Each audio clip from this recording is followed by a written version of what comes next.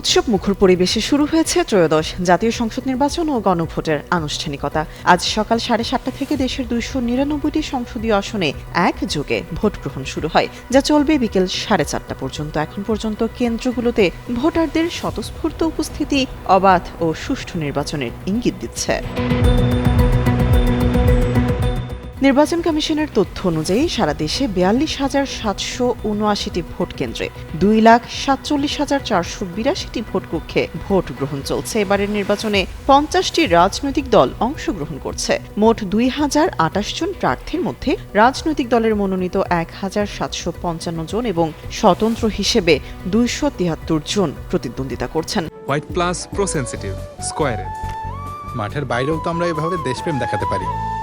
নারী প্রার্থীর সংখ্যা 83 জন। শেরপুর 3 আসনে একজন প্রার্থীর প্রয়াণে সেখানে নির্বাচন স্থগিত থাকলেও বাকি 299টি আসনে চলছে ভোটযুদ্ধ।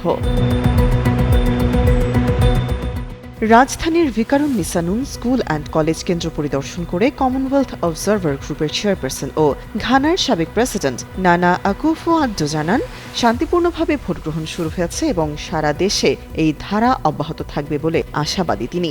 একই সুরে ইউরোপীয় ইউনিয়ন নির্বাচন পর্যবেক্ষণ মিশনের প্রধান এভার্স আইজাবস দিবসটিকে বাংলাদেশের গণতন্ত্রের জন্য একটি গুরুত্বপূর্ণ দিন হিসেবে অভিহিত করেছেন। ইইউ একটি অবাধ ও গ্রহণযোগ্য নির্বাচনের প্রত্যাশা ব্যক্ত করেছে।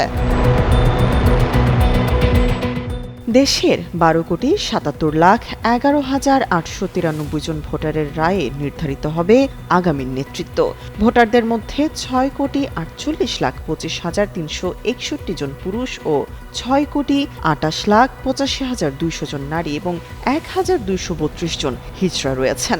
প্রতিটি কেন্দ্রে নিরাপত্তা নিশ্চিত করতে এবং ভোটারদের ভোটাধিকার প্রয়োগ নির্বিঘ্ন করতে তৎপর রয়েছে প্রশাসন ও আইনশৃঙ্খলা বাহিনী। তামান্না তাবাসসুম, যুগান্তর নিউজ।